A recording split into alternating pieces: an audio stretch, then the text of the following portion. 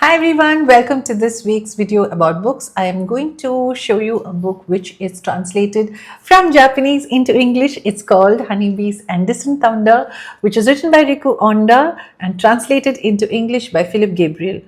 Riku Onda is the pen name of this author, and she has written many novels. She has written a couple of novels in Japanese, and she has won many acclaimed awards. So Philip Gabriel is the translator, and he is a hugely talented translator. He has translated most of Murakami's works. So Honeybees and Distant Thunder is a book about music. It's about a classical music competition, a piano competition, which is being held in a tiny town near Tokyo. So the auditions for this competition takes place all across the world, and the finalists are coming to this town, and it is set over 2 weeks. There are 3 rounds, and these 3 rounds are set over 2 weeks. The novel focuses on 4 competitors. They are the 4 main protagonists. There is Aya and Masaru, who are both 20 years old. Then there is Jin Kazama, who's 16, and the oldest competitor, who's Akashi, who's 28 years old. Akashi is the only one who's married, and he has got a child. So Akashi comes from a very, very ordinary background. His father is a white collar worker, and his father's family were silkworm farmers. But Akashi's grandmother realizes that this child is very talented, and there is something in him which is connected to music. So she saves money and she buys a piano for him. But since his father has a transferable job and they live in apartments, there is no space for the piano. So it is kept in a storehouse where silkworms are kept, and Akashi comes there and plays. So that is Akashi. And then there is Aya. Aya was a child prodigy, and she used to perform in concerts as a child until tragedy strikes. There is a tragedy in her life because of which she cannot play. And in one particular concert, she just walks away. She runs out of the auditorium. And from then onwards, she is known as the girl who ran away. Now she's 20 years old, and due to certain factors, she has come to take part in this competition. Masaru is the golden boy. Masaru is also known as the prince in classical music circles. He is a name to be reckoned with. He is seen as a rising star.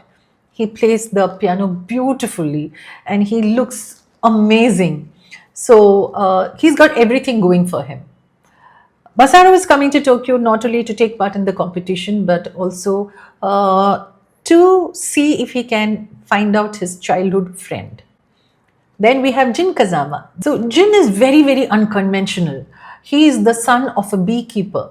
And in the auditions, actually, when he comes, he's late. And when he comes, the first thing he asks is whether he can wash his hands, because there's mud in his hands. He was helping his father and he's run from there. So you should understand that these auditions are very, very sacred, and people are ready for ages, for hours before, so that they can perform and all that. That is where Jin Kazama runs in without even having had the time to wash his hands. But he's got a letter of recommendation from a very, very, very renowned pianist, music composer, pianist, who's no more. But he's a person who would never take students. But he took Jin as a student, and the judges are completely blown by the way he performs.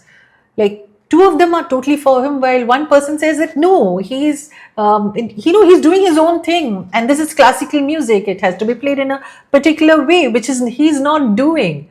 So that is Jin Kazama for you, a very, very unconventional player who is totally caught up in the world of music. For him, music is all around him. And that is the honeybees here, because that is even the sound of the bees for him is music, and he helps his father, who's a beekeeper. So these 4 people converge at the international festival, the Yoshige International Piano Competition. The narrative follows all these 4 people, the challenges that they face, the unique experiences that they bring, and what they take away from this, how they interpret music, and how their music affects the audience. I had never thought that I would read about music and be so moved by it. I thought that, okay, I should listen to music, and I love music. I love music, and I'm so emotionally affected, and I can be happy after listening to something, and some pieces can even make me sad. That's how I am. I love music.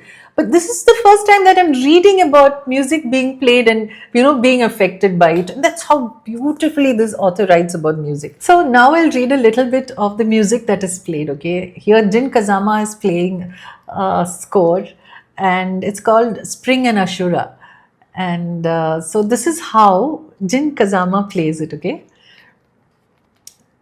Jin Kazama's Spring and Ashura began quietly, a casual beginning, as if a continuation of the previous piece, Microcosmos. The piece evolved with simplicity, everyday life, your usual path. Open the window and the new day has begun. Nature, the laws of the universe that surround human activity. Taken for granted, they fill our lives. So far, his interpretation followed the score. A straightforward approach, sounding like his own improvisations but still quite smooth. Not all that different a reading from others.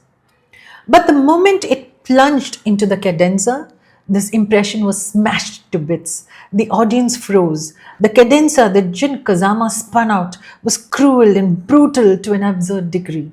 The frightening, clamorous tremolos stabbed you right in the chest and were painful to listen to. Persistent chords in the lower register. A shrill scream, a low rumbling, a raging wind, an openly threatening, irresistible menace. A violent cadenza, nothing like the other pleasant, natural, innocent performances. Akashi realized he was barely breathing. This was Ashura indeed. Akashi felt as if his own more indulgent take on the piece had been thrown back in his face. Unquote. So this is how Jin Kazama was playing it, and just reading it makes us feel like you're caught up in that. You're caught up in what he is playing. So this is the way that the author Riku Onda writes about the music, and this is why you are drawn to it. This is why you want to keep reading to see how each piece is interpreted differently by the performers and by the protagonists. So how do they fare in this competition? And is Jin Kazama ostracized by the more classical and more conservative music community, or is he accepted by them? And how do these four protagonists interact with each other? Do they come into contact with each other, and do they like each other? So, what about Akashi? Akashi, who is the oldest competitor, does he come into the world of music, or what does he take away from this? Who wins this? So these are the questions that will make you want to read this book. And also, you should read this book for the kind of questions this book will ask you. You should read this for the kind of things that you will start thinking about, not only with regard to music, but with regard to so many other areas of your life. You should read this book for the exquisite language and for this whole world of music that you're going to be immersed in. In short, just read this book. Honeybees and Distant Thunder, written by Riku Onda and translated by Philip Gabriel. So that was the book for today.